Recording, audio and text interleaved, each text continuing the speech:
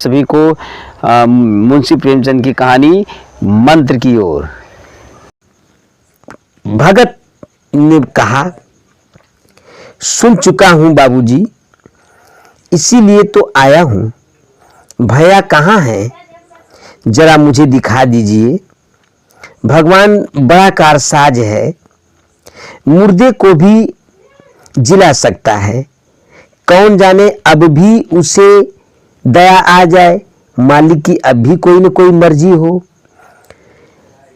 तो डॉक्टर चड्ढा ने व्यथित स्वर से कहा, चलो देख लो, मगर 3-4 घंटे हो गए हैं। जो कुछ होना था वो हो चुका है। बहुतेरे झाड़ने फूंकने वाले आए, बट कुछ हुआ नहीं। सब देख देख कर चले गए। डॉक्टर साहब को आशा तो क्या, ऐसा व्यतीत महसूस ही नहीं हो रहा था कि शायद अब उस पर कोई मंत्र काम करेगा। हाँ, बूढ़े पर डॉक्टर साहब को दया आ गई थी कि इतना दूर से आया होगा बेचारा, इसलिए ले चल करके अंदर ले गए। भगत ने लाश को 1 मिनट तक देखा। भगत मुस्कुराते हुए बोले, अभी कुछ नहीं बिगड़ा है बाबूजी। वह नारायण अगर चाहेंगे तो सब कुछ ठीक हो जाएगा। भैया उठ बैठेंगे। आप नाहक दिल छोटा कर रहे हैं। जरा कहारों से कहिए कि पानी का व्यवस्था करें। कहारों ने पानी भर भर कर कैलाश को नहलाना शुरू किया। पाइप बंद हो गया था। कहारों की संख्या अधिक न थी, इसलिए मेहमानों ने अहाते के बाहर कुएं से पानी भर भर कर कहारों को दिया। मृणालिनी कलमा लिए पानी ला रही थी। मृणालिनी जो है वो कलसा लिए पानी ला रही थी। बूढ़ा भगत खड़ा मुस्कुरा मुस्कुरा कर मंत्र पढ़ रहा था, मानो विजय उसके सामने खड़ी थी।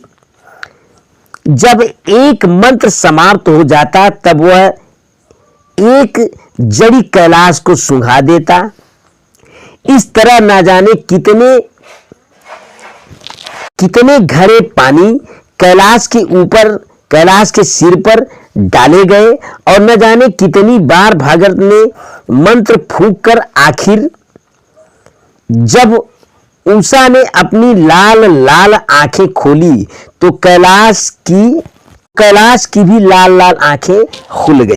एक क्षण में कैलाश ने अंगड़ाई ली और उसने पानी पीने के लिए इशारा किया। डॉक्टर चड्ढा ने दौड़कर अपनी पत्नी नारायणी को गले लगा लिया और दोनों फूट फूट कर रोने लगे।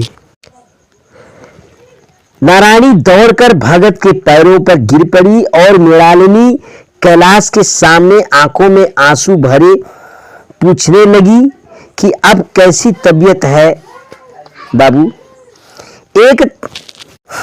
चारों तरफ एक बार में यह खबर फैल गई।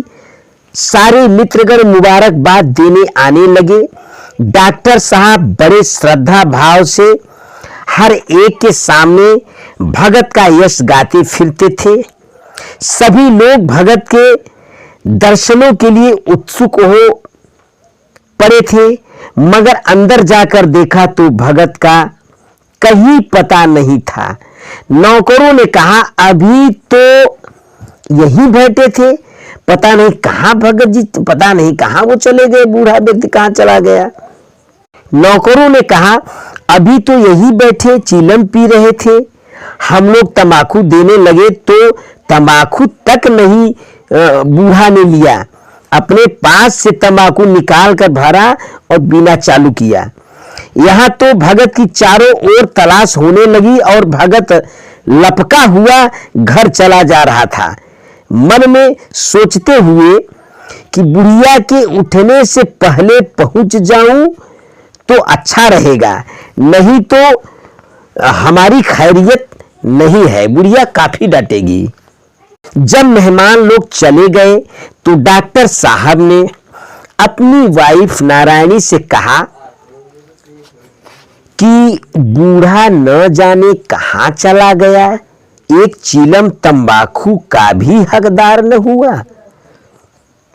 नारायणी ने कहा, मैंने तो सोचा था कि इसे कोई बड़ी रकम दूंगी, पर वो पता ही नहीं कि कहां चले गए। डॉक्टर चड्ढा ने कहा, रात को मैंने नहीं पहचाना, पर जरा साफ हो जाने पर पहचान गया। एक बार एक मरीज को लेकर आया था,